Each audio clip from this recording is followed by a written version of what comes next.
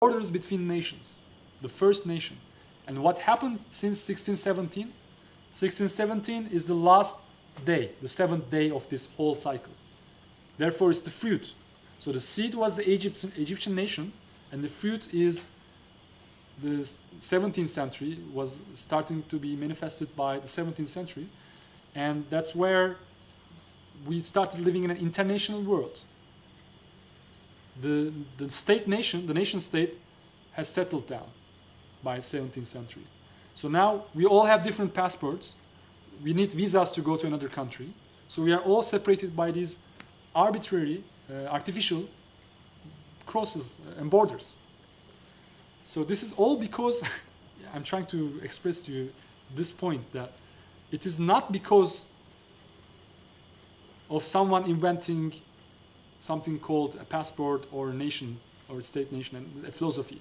It is because of a fundamental metaphysical vibration that influences our brain, that is coming from the world tree, that is inspiring us to look at the world from a left brain perspective.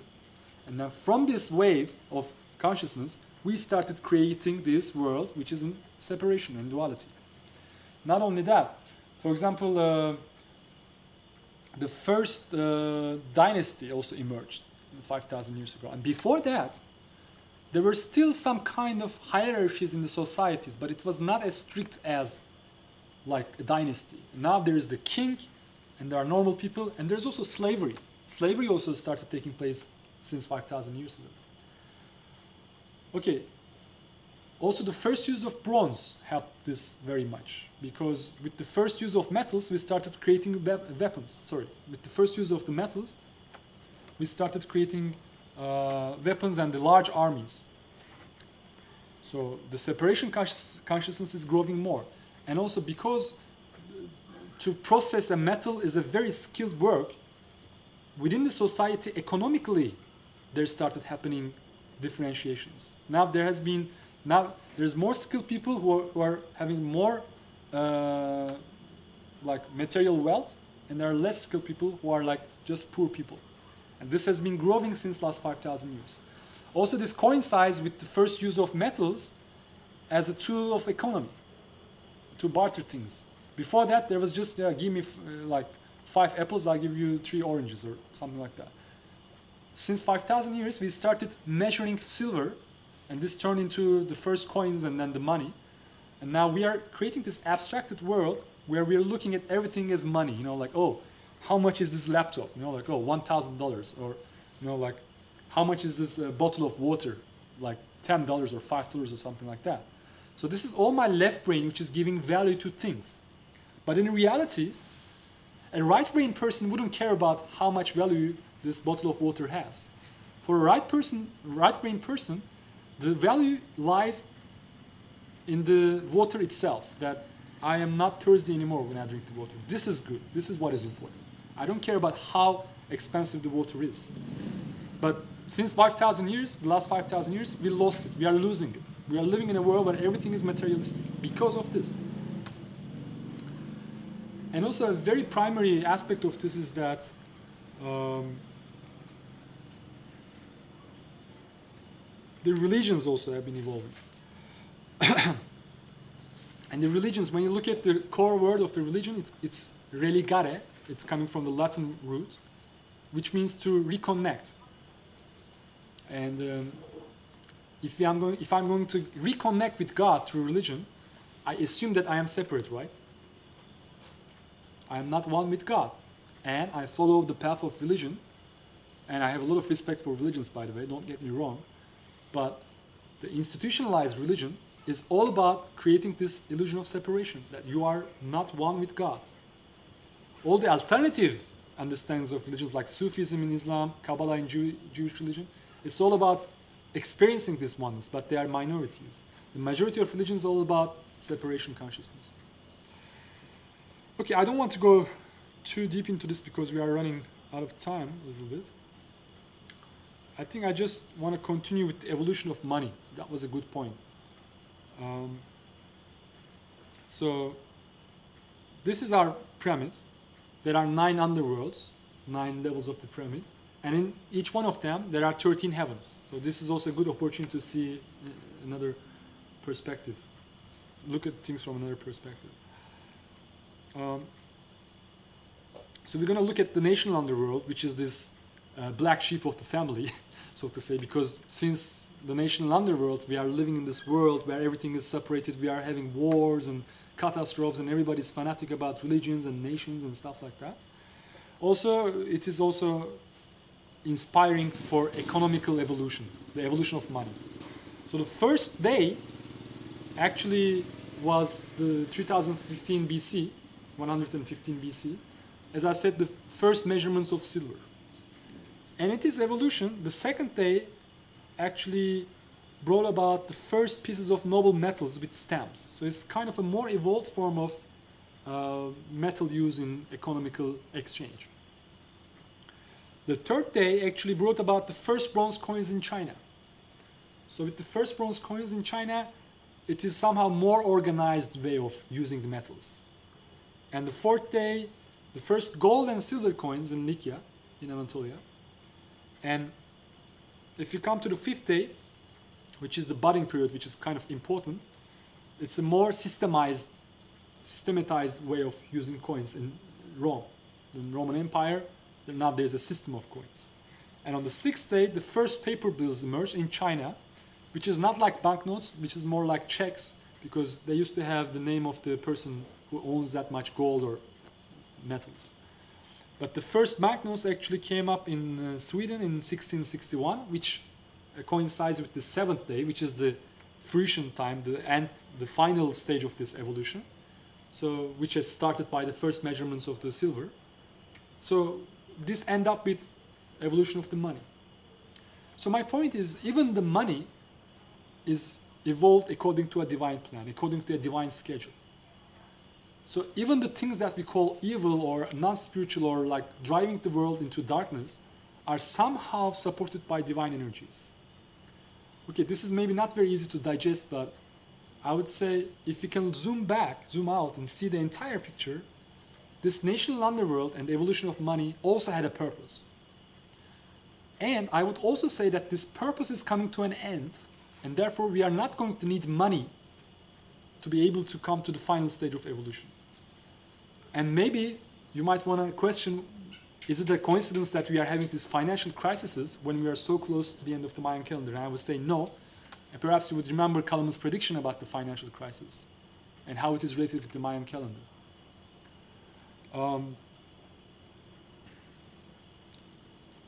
And let's just remember, regardless of what form such a financial collapse may take, it seems that the best bet is that it's going to occur in the fifth night, which started in November 2007.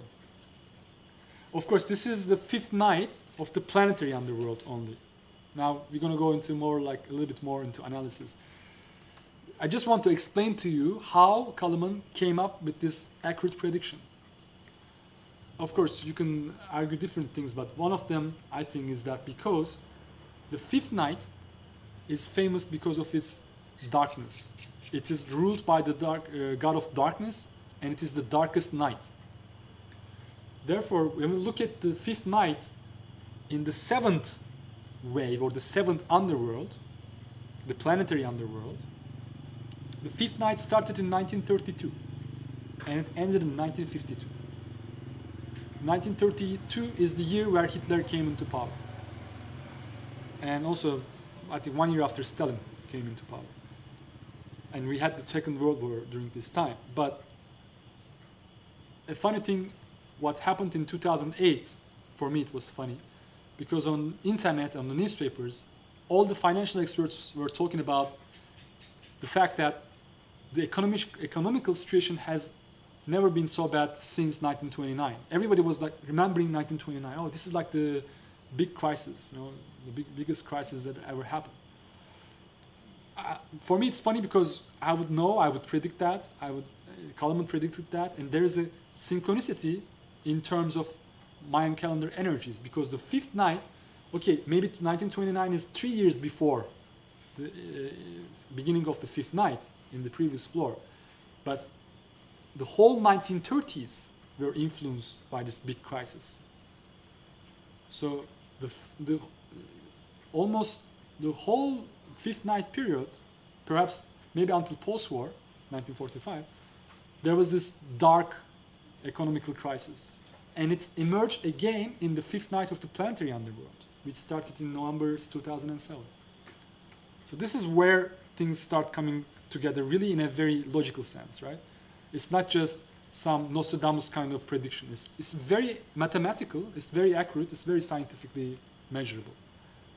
I could say it's almost proven, but many people will disagree with me on that. But so I will just leave it up to you to have your own conclusions about that. And this is the Dow Jones Index I just showed you in the beginning of the lecture. So in the galactic underworld, where we are today, we are in the sixth night. And the sixth night started in November 7, 2009. And the sixth day actually started November 12, 2008, and that's where approximately Obama was selected. And the days are usually somehow bringing a little bit more optimistic state of mind globally. And Obama's election was somehow, oh, okay, like we got rid of Bush now, and he's a good president, we will change, everything will change. Somehow there was this optimistic wave during the sixth day. And also the financial measures were like, okay, we're going to get out of the crisis, and now everything will go better in the US economy and things like that. But we are in the sixth night and it's not getting better. Maybe you would say it's not getting worse also, but according to a very famous economical finance professor, Rubini from New York University, he is also famous because he predicted the financial crisis before it happened in 2008. Now I'm regularly seeing his articles on the internet that he's really very worried that there will be even a deeper crisis in the world very soon, a very deep economical crisis. And actually Kalaman predicts that there will be an entire collapse of the monetary system this year. It sounds very far, not very meaningful, but there's also logical support to that. Like if you just read about what the president of Fed says, or the Fitch, this credit company, they all talk about, also Rubini talks about that, the second half of 2010 is very critical. Because all these things that were put into use by the governments to support the companies and the banks, their effects will end in the second part of 2010. And also, there are also other factors that are related with China and other things which I'm not entirely expert of, so I don't know. But also logically, we are expecting a big financial crisis in the second part of 2010. And according to Kalaman, that's because of the sixth night. Or furthermore, it is somehow related to the beginning of the seventh day. Okay, so what is the reason behind it?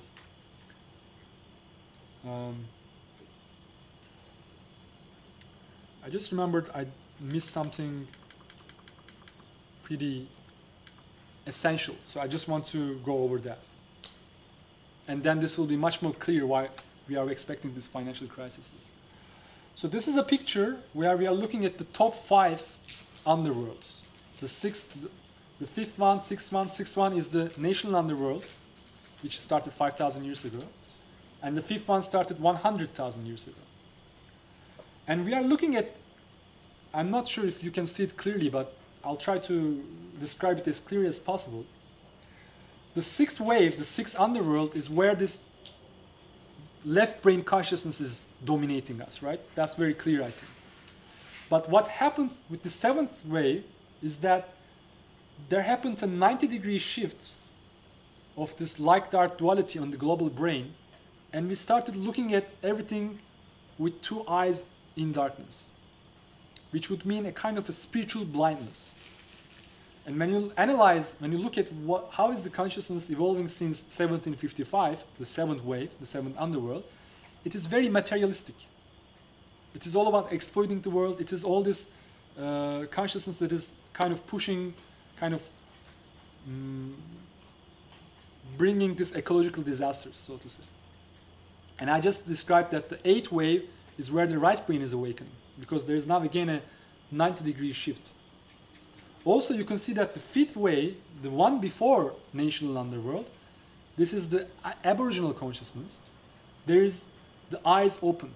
So there is kind of spiritual sight. So prehistoric people before 5,000 years ago, they were somehow more spiritual than people after the shifts in the last 5,000 years. People were much more like aboriginals, really. Like they are doing ceremonies, shamanic things, and they are one with nature. Their mind is also one. When you read about aboriginals, they can make telepathy because they have oneness. They don't have this duality consciousness. And this will come up again on the ninth wave. So this would also mean that by 2011, such a wave of consciousness is going to shower us, which we need to be ready for, which is all about, again, oneness consciousness and spiritual awakening.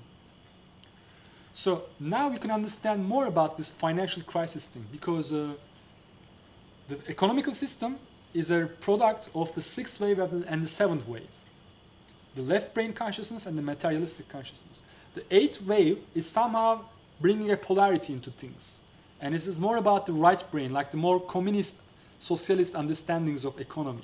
Of course, it is also spiritual and all about oneness. And for example, internet is a very solid end result of this consciousness, which connects us all in different ways. But let's look at the nature of the financial crises. What happened in 2008 is that the US government, European governments, they took decisions which were not capitalistic at all. And there were a lot of internal conflicts because of this. They were like, oh, are we going to be like Russia or like what? And all these packets, these economical support projects were very much like socialist or communist governments were doing, right? In the Russia and the Eastern European countries. So, and nobody could understand why. But if you look at this picture, it's very clear. And that is because of this metaphysical resonations coming to our global mind and to our individual minds, where this left brain dominance will not work anymore like that. There needs to be a kind of a right brain awakening. And that actually happens in this financial crisis. And the result of this financial crisis is also very much about sustainable energy systems, for example. Because many people and many governments realize that if the governments and the economical systems keep demanding on oil and fossil fuels like that, there will be even deeper financial crises after the growth period starts again. So many people, many governments started depending on ecological, sustainable energy systems, like Germany. Rubini, actually, this financial professor, compares US and Germany in terms of their energy sources, how much percentage they are spending on sustainable energy sources. US is spending 2%, Germany is spending 30%. So he gives the example of Germany and says, hey, look at these guys, like they will survive an oil peak. And of course, this is also ecological friendly. So what is happening is that we are kind of forced or inspired by the divine plan to think ecological. Although we don't want to be ecological. I mean, I'm talking about big bosses in the US, because the conditions are somehow pushing them to be ecological and thinking about the earth, which is not their primary intention. So I would mean that what I'm trying to tell you that we are kind of illusioned by this idea that everything is created by our own minds, because the Western sociology, Western history gives us this notion that we are inventing things by our own brain. But if you look at this picture, our brain is just a channel for the cosmic energies which inspire our consciousness to evolve in specific directions. And that's why we are making these decisions about the earth and the ecology and alternative systems and stuff like that. And that's why the nature of the financial crisis is like that. I hope I made myself clear about this, because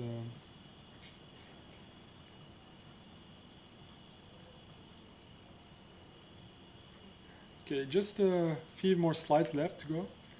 Angelus, do we have space on the cassette? Sorry, guys. Angelus? Do you still have space on the tape? It's been very long. 9 minutes. 9 minutes left? Can you make a third cassette? No, if possible. Okay, I know that the last piece of my speech kind of led you into a direction where you would think, okay, everything is happening automatically, like we don't have to worry about things.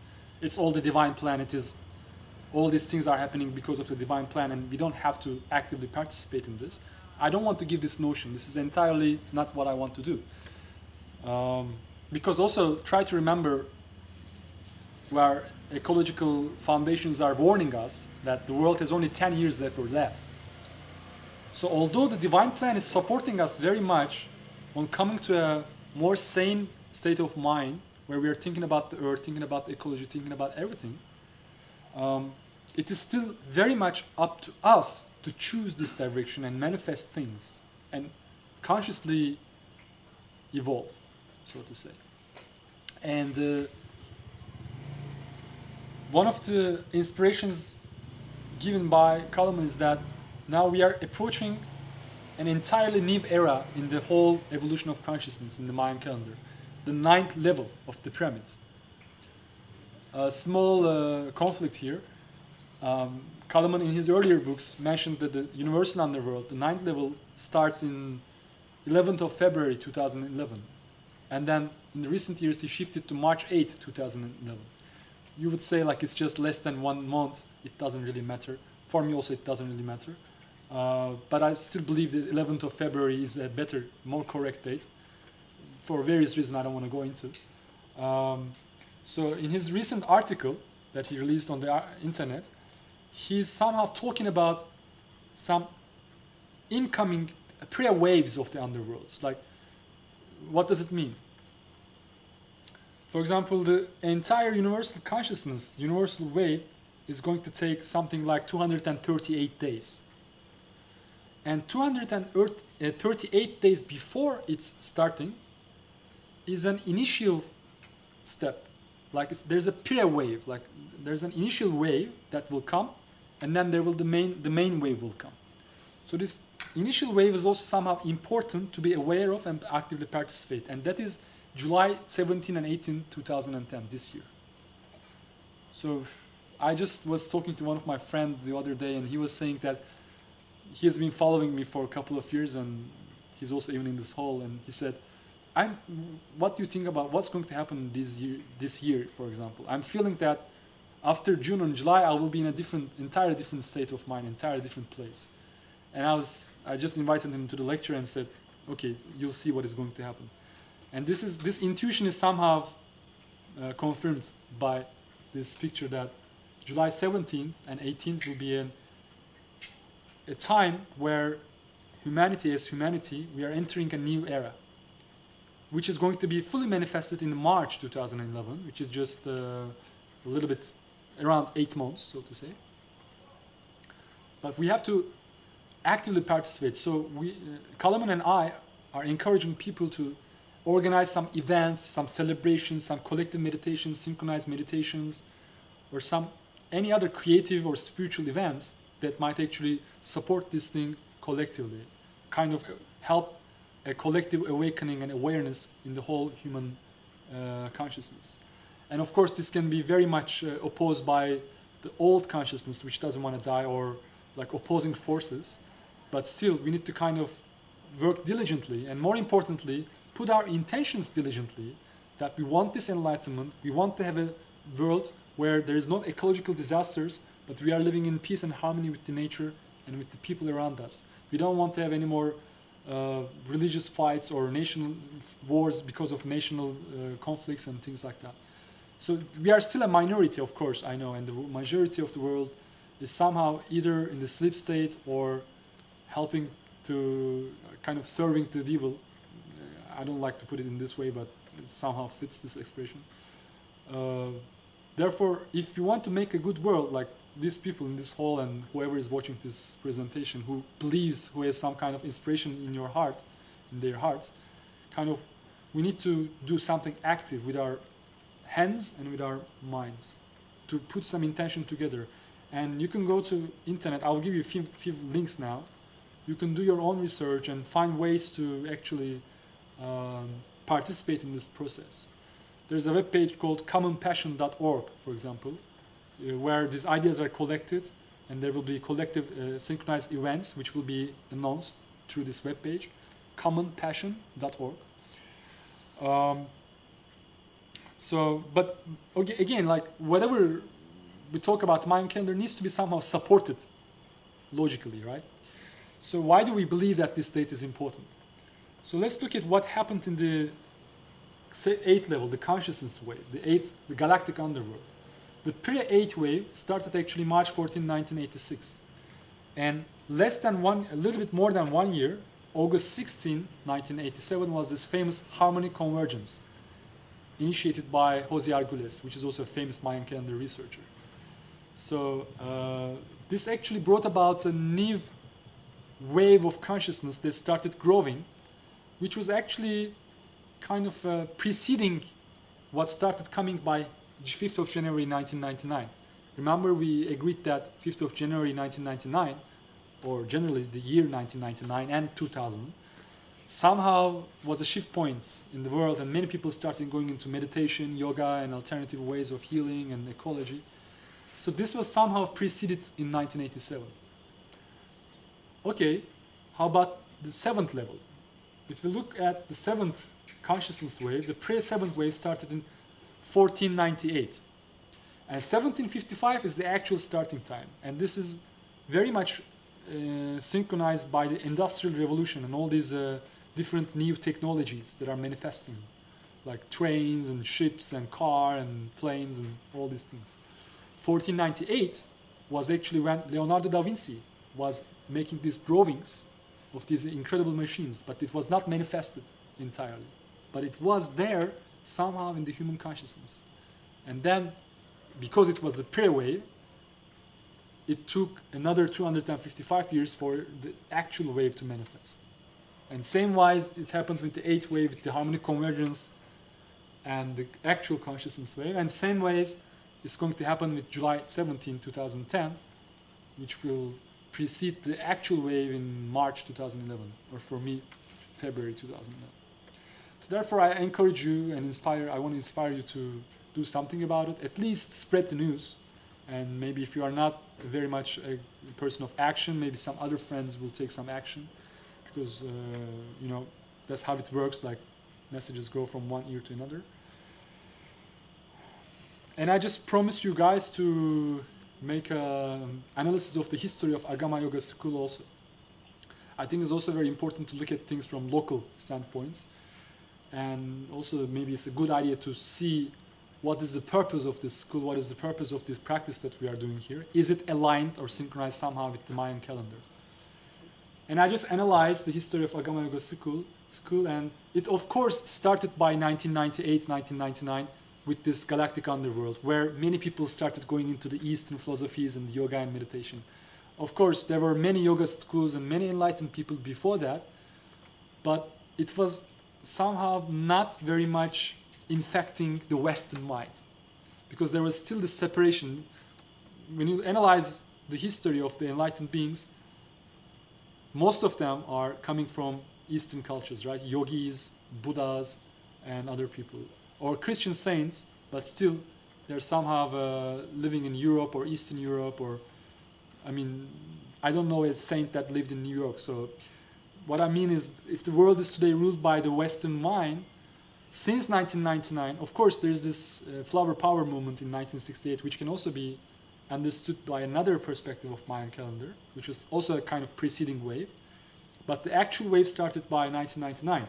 And Swami Vivekananda Saraswati, the founder of our school, had his Swami oaths taken in 1998 spring in Kumbh Mela in India.